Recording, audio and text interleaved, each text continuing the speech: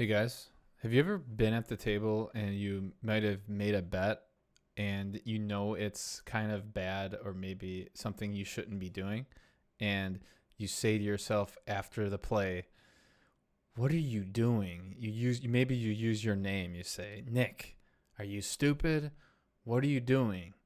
Well, what I've wanted to talk about today is where this voice sort of comes from, this conversation that you have with yourself, where one side of yourself is saying, "What are you doing?" And then there's this other side that's like listening or being scolded. And that is what is being talked about mainly in this book I wanted to cover called The Inner Game of Tennis. In our never ending quest to become the best poker player we can be, I seek out all forms of knowledge, and part of that is reading books. And although this book is, as you can see, all about tennis, the concepts can be translated into any type of competition. And the guys actually made sequels. I think he made the inner game of golf and the inner game of trading, like stock trading, finance, stuff like that. And this book is actually quite old. It came out, I believe, in the 1974. So these concepts aren't new. He borrowed some of the concepts that were created in an older book called Zen and the Art of Archery, which brought the idea of Zen from the East into the West. And in this book, I have not read that book, but I read parts of it. Although he does concentrate on becoming Zen and becoming calm with yourself, he really wanted to go over what I mentioned before about this conversation that you have with yourself. For example, with the example I used before, when he calls there's a self one and a self two, and the first self is like the judging self, and he says that all this inner dialogue that you have with yourself causes, when it's very negative, is it causes you to play worse, and that you are trying too hard maybe. And none of these concepts maybe are groundbreaking or revolutionary in terms of modern day thought. Like I said, it is an older book, but if you remember a quote from Star Wars, when Yoda says, "There is no try, there is only do." That is sort of the main thesis that the inner game of tennis sort of goes over. And like I said, you just cross out the word tennis and you just put poker, or put whatever skill you're trying to develop. Put baseball, boxing, any type of thing you're competing in. The first self, which he calls self one, is going to be the part of your psyche that wants to be perfect. And part of the learning process of becoming good at any type of game is to let go of the judgmental aspect of your, I guess, personality. And instead of judging, you need to allow yourself to learn. And it's not really exactly tied to perfectionism, because you might watch Roger Federer, just to use like the tennis example, perfect the backhand and on a return serve, and you try to do that and you can't because you're not there yet, and you get mad, and yes, that is the perfectionism maybe coming out in you, but more so it's you got to let yourself learn in the process. And to use a poker example, a lot of players, when they're first learning, there's a ton of terms that you learn, like expected value, equity. I'm talking about those type of mathematical terms.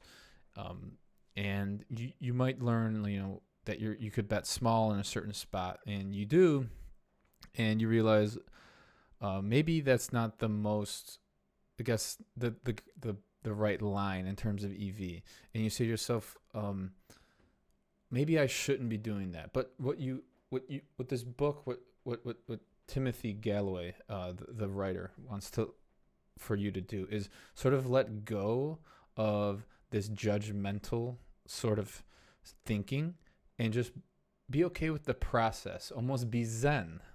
like we mentioned before. And it's all about learning and letting yourself learn. A lot of people don't even let themselves learn because they are too obsessed with the final product, the winning. And it's not about winning. It's about the learning process. I want to read part of this book from chapter 10 called The Inner Game Off the Court, which specifically applies to something like poker, where he kind of sums up the very thesis of the book, and I think you could learn from this. He goes, when a player comes to recognize, for instance, that learning to focus may be more valuable to him than a backhand. So this might be more valuable to you than understanding exact minimum defense frequencies, pot odds, those types of poker things. So when a player comes to recognize, for instance, that learning to focus may be more valuable to him than a backhand, he shifts from being primarily a player of the outer game to being a player of the inner game. Then, instead of learning to focus to improve his game, he practices tennis to improve his focus. This represents a crucial shift in values from the outer to the inner. Only when this shift occurs within a player does he or she free themselves of anxieties and frustrations involved in being overly dependent on the results of the external game. Only then does he or she have the chance to go beyond the limitations inherent in the various ego trips of self-one, the judging self, and to reach a new awareness of his true potential. Competition then becomes an interesting device in which each player, by making this maximum effort to win, gives the other the opportunity he or she desires to reach new levels of self-awareness. So as you can see, the very thesis and idea of the book comes down to letting go of this ego. And I think part of this, my next book, I may bring into this series on reviewing books about getting better as a poker player. And you'll notice a lot of these books I'm recommending are not even about poker. They're about like life skills, because I think when it comes to strategy is evolving too fast. It's all about computers now. And the more important aspects of poker, the part of the game that most people can't master, is this mental game. And of course, we could talk about the mental game of poker, the book, but the point of this is to be at ease with yourself and let yourself learn and let yourself fail, because within failure, there's learning, and within learning, there's evolving into becoming the player that you want to be.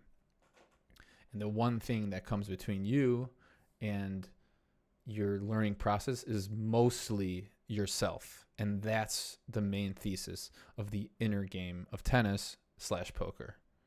If you guys like this video, please like and subscribe. I'll be doing another book, hopefully about ego and about understanding yourself better.